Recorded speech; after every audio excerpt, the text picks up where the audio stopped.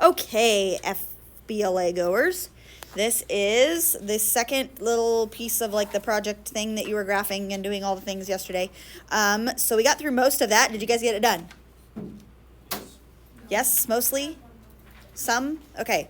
All right, so you got to work on that today. And we're going to do the backside. We're going to talk through it. But here we go. Create a frequency table for student pulse rates. All right.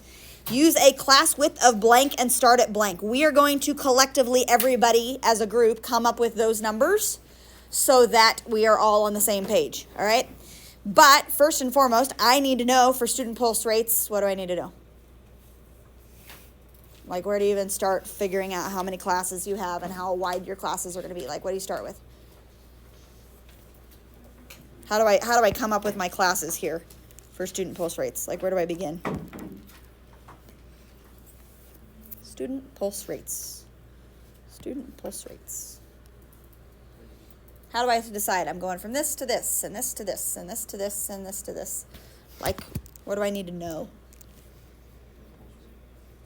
I need to know my pulse rates, but what about them? Yeah, the highest and lowest. The max and min. What's the max pulse rate? I think that was me, actually. Was that me? Yeah. Oh, God. And min? 56. That is like literally half. Oy vey. All right. What would you like to do for classes?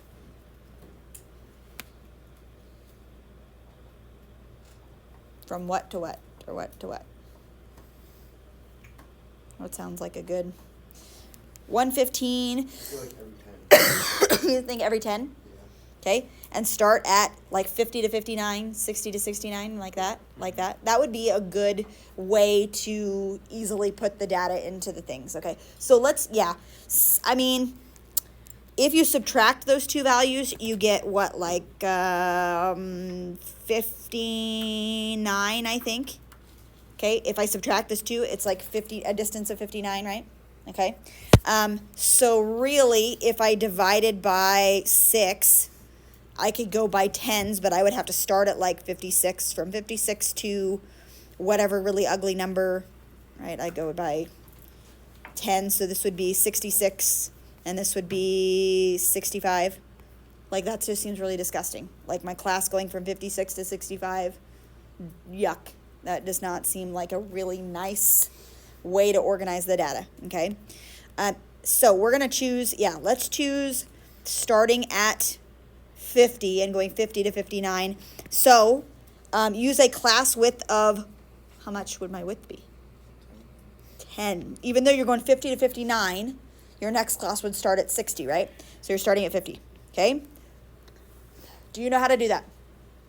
First class, 50 to 59. I'll start you there. Okay, 60 to 69, etc. Do you know what frequency is? How many people are in that range? How many people are in the range 50 to 59? I know at least one. Two? Three? Two? Two is my frequency for the 50 to 59 range. Cool. What is relative frequency? Relative means in relationship to everybody around you. What percentage is 50 to 59? How do I figure that out?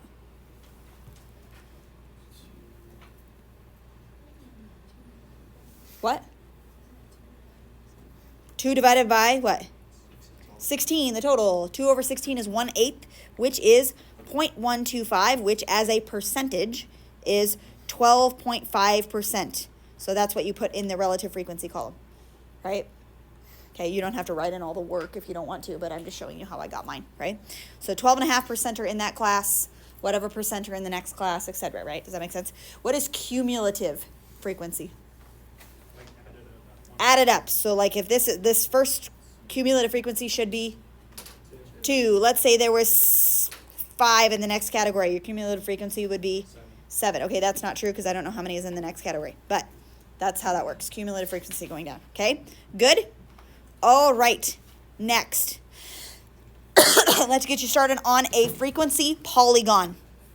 Okay, Normally, we take this information from our frequency chart and we make a histogram with it, which means we do like 50 to 59 and we do a tower. And then we have another tower and these like touch each other, right? Like the towers touch. Got it? Not like a Pareto chart. How's come a Pareto chart, like these guys don't touch and the other ones do? Why do these not touch? Because they are like not from a number to another, but they're like names. So they Right, can like attach to blue each other. doesn't touch brown, like they're not butt up against each other, like the classes aren't touching, right? Blue and brown are completely separate things, okay? Versus like 50 to 59, 60 to 69, where one stops, the next one starts. Does that make sense? So that's why our towers touch each other, okay? Now, this is not a bar chart. This is not a histogram. This is a frequency polygon, which is lines. Woo. A frequency polygon has like dots that are connected. So like here I would go dot, and then this one would be dot, and this one would be a dot, and this one would be a dot, and whatever, like this, and then you'd connect them. I don't know, right? What goes on the side? What? Frequency. The frequency, right? Frequency. What goes on the bottom? Pulse rates, okay, but we have to be very particular about our pulse rates. Okay, how do we label this thing down below here?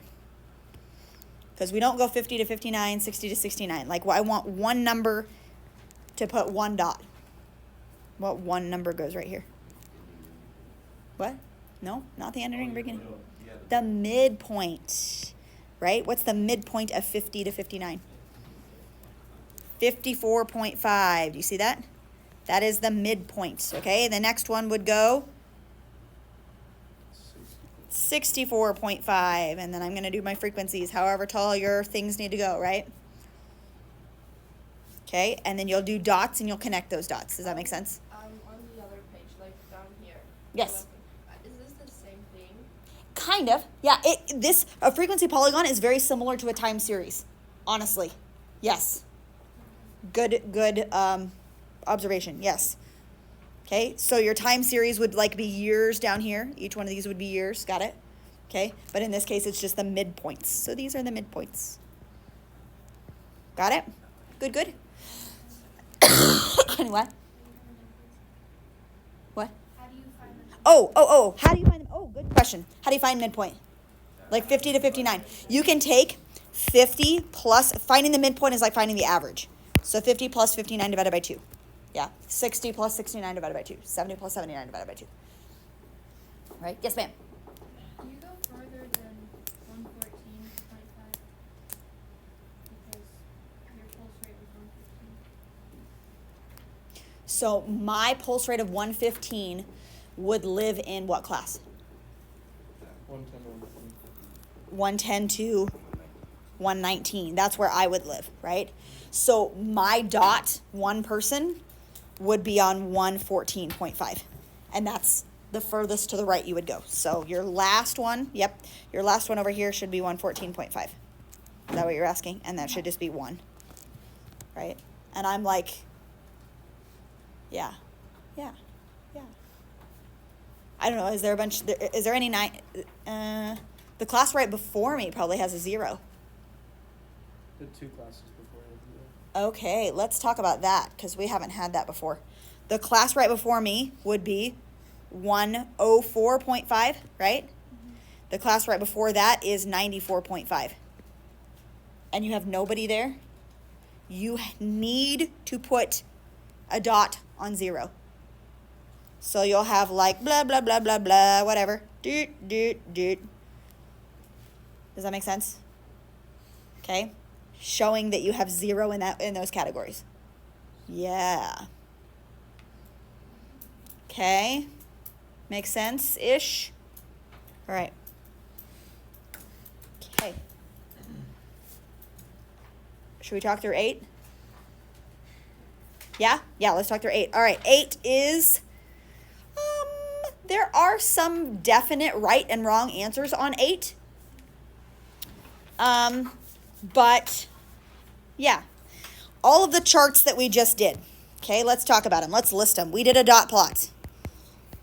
List these off to the side, and I'll draw a picture of them. You don't have to draw the picture. So dot plot was like these guys, right? Okay, dot plot. Then we did a stem and leaf plot.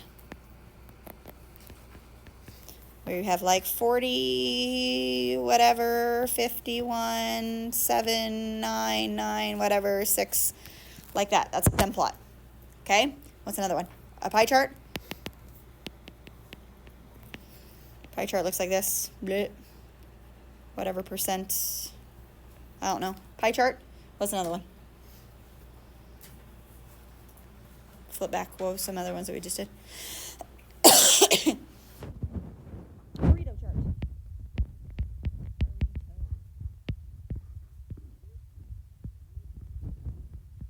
Burrito. Okay, next.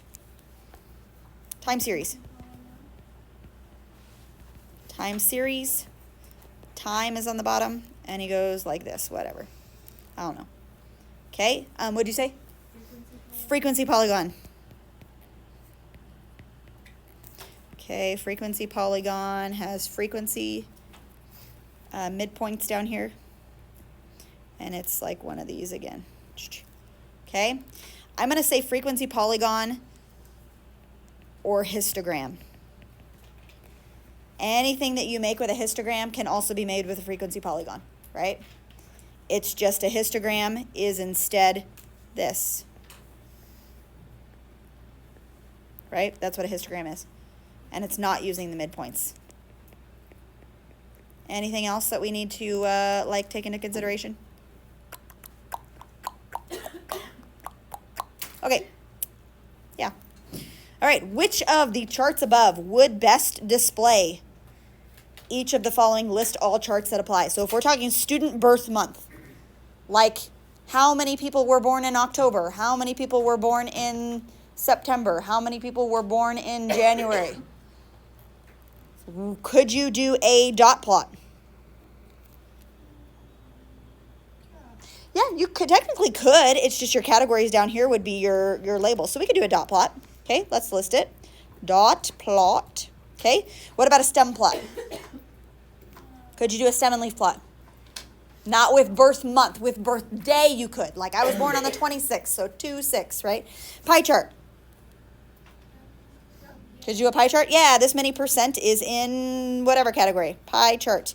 Could you do a Pareto chart?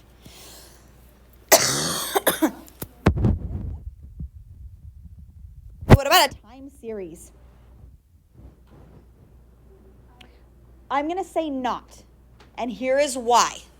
A lot of people are like, well, you could put your January through whatever on the bottom, right? And it do that. But time series is like looking over time, right? Let's say I had like juniors and seniors in this category or in this class, right? And I had some juniors that were born in January of, what year were you guys born? 2006? You're 2007? So what month were you born? May? What month were you born? April? Okay, so let's say I had 2 Mays. Let's say you were born in May. May of 2007, May of 2006, right? You both would be considered under the May category, but you're in 2 separate years. Time series is elapsing over time. Does that make sense? Okay, so I wouldn't want those to be lumped together, and they would be in a time series. Make sense? So no for time series. All right. Let's see. Frequency polygon. You could. Potentially.